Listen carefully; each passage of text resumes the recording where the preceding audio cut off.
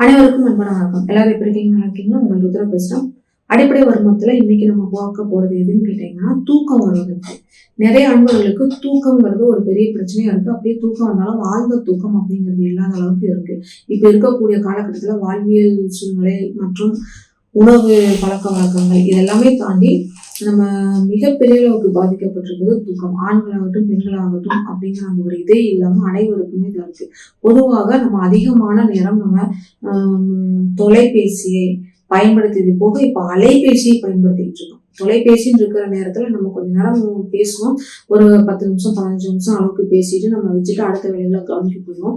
இப்ப அலைபேசின்னு ஒண்ணு கைக்கு வந்ததுக்கு அப்புறம், அதுலயும் குறிப்பாக இந்த ஆண்ட்ராய்டு போன் ஒண்ணு கைக்கு வந்ததுக்கு அப்புறம் 6வது விரலாகவே மாறிவிட்டது, 3வது கையாகவே அது மாறிவிட்டது. அந்த அளவுக்கு நம்ம கையில இருந்துகிட்டே தான் இருக்கு.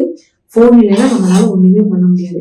இந்த ஒரு காலகட்டத்துல அதிகமாக நம்ம போன் பார்த்துக்கிட்டே இருக்கோம். அது இரவு நேரத்துல அளவுக்கு அதிகமா பார்க்கும்போது உடல் சம்பந்தப்பட்ட பிரச்சனைகளை தாண்டி மனம் சம்பந்தப்பட்ட பிரச்சனையும் வந்துட்டு இருக்கு. அதிகமாக வருதுங்கிறது தூக்கம் சரியில்லாத ஒரு பிரச்சனை. இதற்கு கொஞ்சம் ஒரு 10 மணி 10:30 வரைக்கும் மட்டும் மொபைலை பயன்படுத்துங்க. அதற்கப்புறம் அந்த மொபைலை பயன்படுத்துறத கொஞ்சம் நிப்பாட்டிருங்க, தவிர்த்துருங்க. இதுவும் நம்மளுடைய உடல் ஆரோக்கியத்துக்காக இதை நீங்க கொஞ்சம் செஞ்சுதான் ஆகணும், வேற வழி இல்லை. அடுத்தது, உடலில் அதிகப்படியான உஷ்ணம் இருக்கின்ற காரணத்தினாலும் சரியாக தூக்கம் வராது, ஆழ்ந்த தூக்கமும் வராது. ஒரு சிலருக்கு சரியான தூக்கம் வராது. ஒரு சிலருக்கு என்னன்னு கேட்டீங்கன்னா, திடீர்னு யாரோ எழுப்பி விடுறமா இருக்கும், அதுக்கப்புறம் சுத்தமா தூக்கம் வராது. ஒரு சின்ன சத்தம் கேட்டாலும் எழுந்திரிச்சிருவாங்க, அதுக்கப்புறம் ஆழ்ந்த தூக்கங்கிறதே இருக்காது. ஒரு சிலருக்கு படுத்ததுக்கு அப்புறமும் 1 மணி நேரம் 2 மணி நேரம் இதெல்லாம் தாண்டி நடு ராத்திரிக்கு மேலதான் ஓரளவுக்கு தூக்கங்கிறது வரும். அந்த மாதிரி சில பிரச்சனைகள் இருக்கு. இவங்க எல்லாத்துக்குமே பாரம்பரிய அரிசியெல்லாம் எடுத்துக்கொள்ளும்போது நல்ல ஒரு சிறப்பான ஒரு பலன் கிடைக்கும். பாரம்பரிய அரிசியில அன்னமலைங்கிற அந்த ஒரு அரிசி இருக்கு. அந்த அரிசியை காலையில டீ காஃபிக்கு பதிலாக நீங்க எடுத்துக்கிட்டீங்கன்னா ரொம்ப நல்லது. வெண்பூசணி சாறு நீங்க உங்களுக்கு நேரம் கிடைக்கல, வாரத்துல 2 நாள் அல்லது 3 நாள் 10 மணி 11 மணி, அதாவது காலை 10ல இருந்து 11 மணிக்குள்ள நீங்க ஒரு ஜூஸ் மாதிரி மிளகுத்தூள் உப்பும் போட்டு நீங்க குடிக்கணும். அது எப்படின்னா, வெண்பூசணி கொஞ்சம் நல்லா கழுவி விட்டுருங்க. மேல் தோல் சதை விதை எல்லாத்தையும் உள்ள போட்டு நல்லா கொஞ்சம் தண்ணி ஊற்றி மிக்சியில போட்டு அடிச்சுட்டு வடிகட்டிட்டு அதுல கொஞ்சம் மிளகுத்தூள் போட்டு கொஞ்சம் கல்லுப்பு தான் போடணும், இந்துப்பு எதுவுமே வேண்டாம். ஓகேங்களா?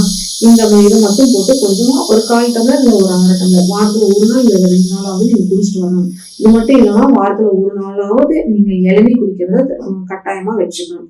எந்த இளநீ வேணாலும் குடிங்க. சாதாரண பச்சை இளநீ ஆகட்டும் இல்லை செவ்வழனி ஆகட்டும், ஏதோ ஒரு இளநீ கொஞ்சம் நீங்க ஒரு நாளைக்கு வாரத்துக்கு ஒரு முறையாவது ஒரு நாளைக்காவது நீங்க குடிச்சே ஆகணும். இதுல எந்த ஒரு இதுவுமே இருக்கக்கூடாது. இதை நீங்க உறுதியா நீங்க செஞ்சுதான் ஆகணும். அடுத்தது பாதவர்ம எண்ணெய்.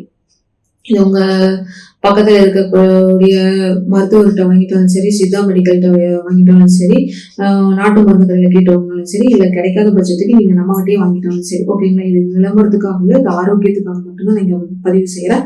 அந்த எண்ணெயை ஒரு 5 சொட்டு அளவுக்கு எடுத்துட்டு உள்ளங்கால் பகுதியில நல்லா அரைக்கி தேய்ச்சி விட்டுட்டு நீங்க தொடர்ந்து இந்த உணவை எடுத்துக்கிட்டு வரும் பொழுது நல்ல ஒரு மாற்றத்தை நீங்க பார்ப்பீங்க. அடுத்தது வறுமை புள்ளிகள்ல நீங்க என்ன பண்ணணும்னு கேட்டீங்கன்னா, இந்த 2 விரல்களுக்கு இடைப்பட்ட பகுதியில இந்த இடத்துல நீங்க அழுத்தம் கொடுக்கணும். இதே 2 நிமிடத்திலிருந்து 5 நிமிடங்கள் வரைக்கும் கொடுக்கணும். இந்த கையிலும் இதே இடத்துலதான் நீங்க கொடுக்கணும். இதுல எந்த கை வேணாலும் நீங்க பயன்படுத்திக்கீங்க. முதல்ல வலது கை கொடுக்கலாம், இல்ல இடது கை கொடுக்கலாம், 2 கைக்கும் தனித்தனியா கொடுத்துக்கலாம். எப்படி வேணாலும் நீங்க கொடுத்துக்கலாம். ஓகேங்களா? அடுத்ததாக பாத்தீங்கன்னா, இந்த இடத்துல நீங்க அழுத்தம் கொடுக்கணும். இது 3 நிமிடத்துல இருந்து 5 நிமிடங்கள் வரைக்கும் கொடுக்கணும். அடுத்ததாக பாத்தீங்கன்னா, இந்த கட்டை விரல் பகுதியில இந்த இடத்துல நீங்க அழுத்தம் கொடுக்கணும். இதுவும் 2 நிமிடத்துல இருந்து 5 நிமிடங்கள் வரைக்கும் நீங்க கொடுக்கலாம். ஓகேங்களா?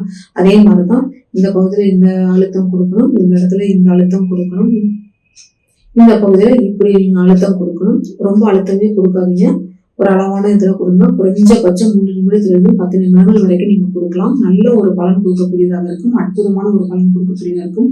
அதுக்கப்புறம் லைட்டா கொஞ்சமா அந்த வறுமை என்ன சொன்ன பாத்தீங்களா, கொஞ்சமா ரொம்ப ரொம்ப ஒரு சொட்டு மட்டும் எடுத்துட்டு நீங்க கையோட இந்த பகுதியில வச்சுட்டு, அதாவது அந்த முன் பகுதிகளை இப்படி தேய்க்கணும். ஓகேங்களா? இப்படி தேய்ச்சி வரணும். மெதுவா தேய்ங்க. ரொம்ப வேகமா கொண்டு வரணும். ரொம்ப மெதுவா தேய்க்கும் பொழுது நல்ல ஒரு பலன் கொடுக்கும். இது பண்ணிட்டு அதுக்கப்புறம் கட்டை விரல நீங்க நல்லா அழுத்தம் கொடுக்கணும்.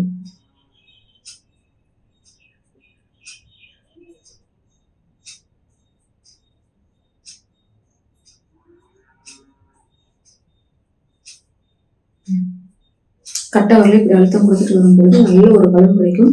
பாரம்பரிய அரிசி வகைகளையும் அந்த உணவு வகைகளையும் நீங்களும் எடுத்துட்டு உங்களுக்கு தெரிஞ்சவங்களையும் எடுத்துட்டு சொல்லுங்க. எல்லாருமே ஆரோக்கியமா இருக்கணுங்கிற ஒரு நோக்கத்துக்காக அடிப்படை உணவத்தை நல்லா அரிஞ்சு புரிஞ்சு தெரிஞ்சு பயன்படுத்துங்க. அனைவரும் ஆரோக்கியம். நன்றி, வணக்கம்.